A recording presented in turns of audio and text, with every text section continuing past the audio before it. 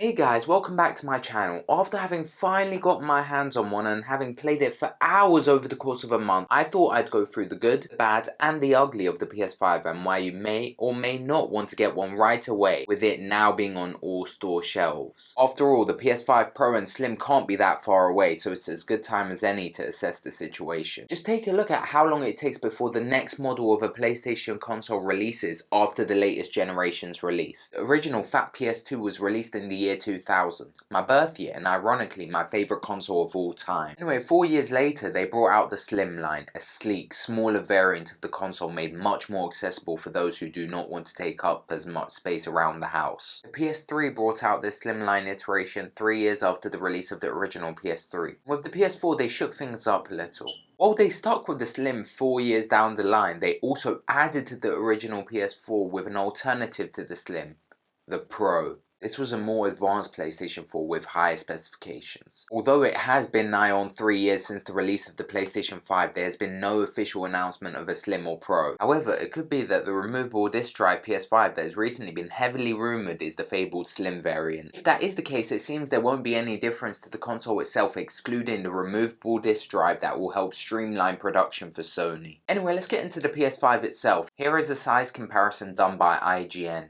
Something obvious to the naked eye. The PlayStation 5 is far from a small console. I always got to get the big, thick motherfuckers. And while you would hope a slimline would change that, akin to what the PS2 did, neither the PlayStation 3 or 4 did all that much to the size of the console with the slimline. Despite some aesthetic changes, it was not any more suitable for the smaller entertainment centers out there. It's a shame, but Sony attempt to combat that with the stand they provide. It allows the console to be propped up either horizontally or vertically, whichever preferred. Although for some cases such as myself, even with the vertical layout being more suitable, it's less comfortable for the player. Horizontally it has far less height to travel if it drops, even with it being quite stable vertically. Plates are well designed and doesn't collect dust as easily as other consoles, which is surprising but necessary with it being white. The console is silent, and I mean silent.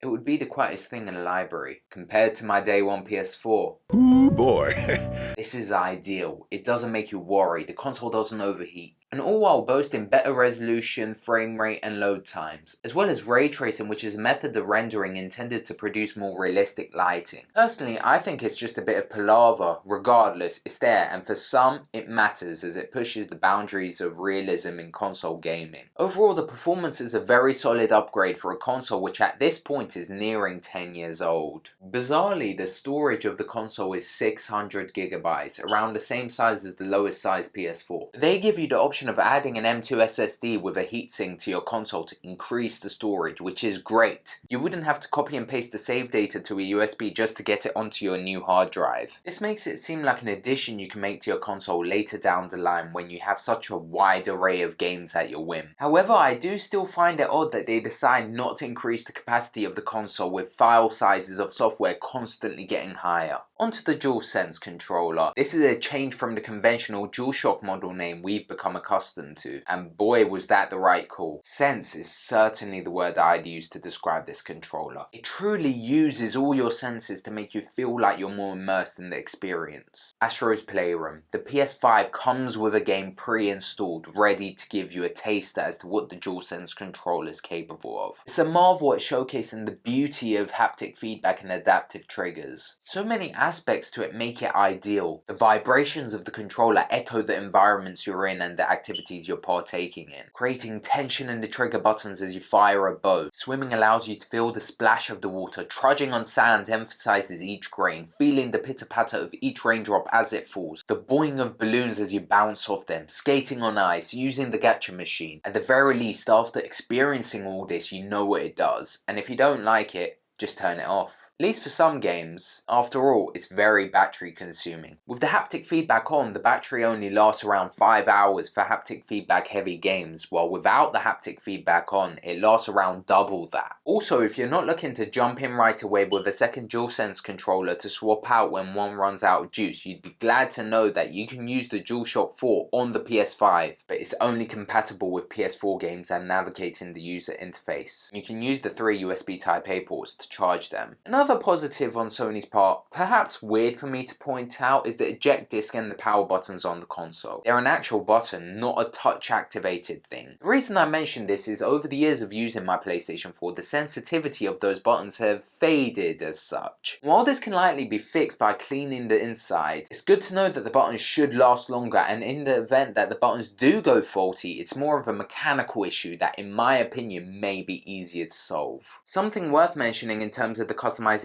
of the actual hardware that has been unveiled by Sony a year following the release of their latest console: alternative faceplates. If white doesn't appease you, as it didn't me at first, you can get different coloured faceplates as opposed to just different coloured consoles like done in previous generations of PlayStation. This is good though, it allows people to have preferences or chop and change without having the burden of having to shell out £500 on another PS5 to hold you back. Now when you first turn on your brand spanking new console, however, you're met with a woman that sort of narrates everything you're doing on the UI. Settings. Button. Press cross to select. Ideal for those who may have sight impairments. But for those lonely weird fellas out there, here's your chance for a chick to chat to you. Maybe you can cheat on Siri and Alexa for a bit. The PlayStation 5's user interface has some interesting choices, I guess you could say. The absence of themes is noticeable, like it's weirdly a big loss not being able to personalize the UI. You don't notice just how much time you spend on the UI doing nothing until you're on the UI doing nothing without your theme of choice there to relax you. Aunt Kamaki with the soothing Persona 5 music, Tifa Lockhart with her soft theme song. It'd put a baby to sleep if the PS4 itself wasn't trying to wake it.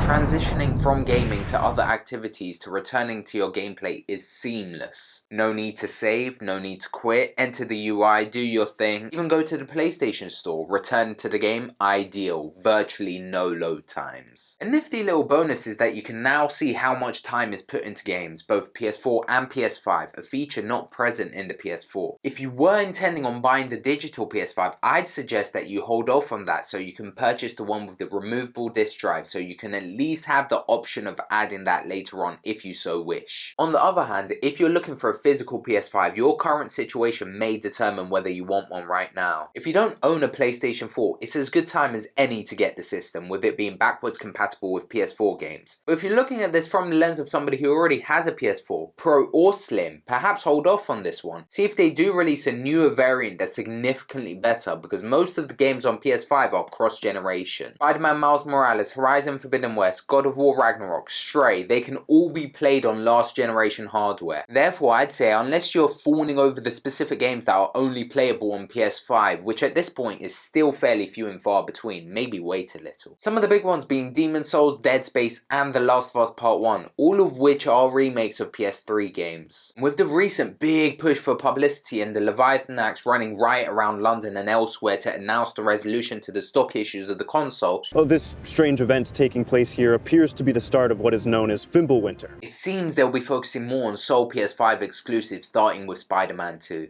A bonus for PS Plus members is they can redeem all the games on the PS Plus collection, which include a plethora of popular PS4 titles, including From Software Behemoth Bloodborne, action platformer Ratchet & Clank, the post-apocalyptic Days Gone, 2018's Game of the Year God of War, Rezi's foray into first-person Resident Evil 7, the finale to Nathan Drake's story in Uncharted 4, the best JRPG in recent memory Persona 5, and many, many more. But this is for those who are gonna act quick, because Sony recently announced that the collection will be taken off the service in May. Although, if redeemed before then, you can delete it and re-download it as you please. You essentially own the game as long as you're a PlayStation Plus member, even if you unsubscribe and resubscribe later on. It's certainly worth looking into if you've never owned a PS4 or if you've never played these games. Well, with it being in Argos and Amazon stores now, I hope I've given you the information you need so you can make a more informed decision on whether it's time to buy in. Thanks so much for watching, leave a like if you enjoyed the video, comment your thoughts and subscribe for more videos from me. See ya!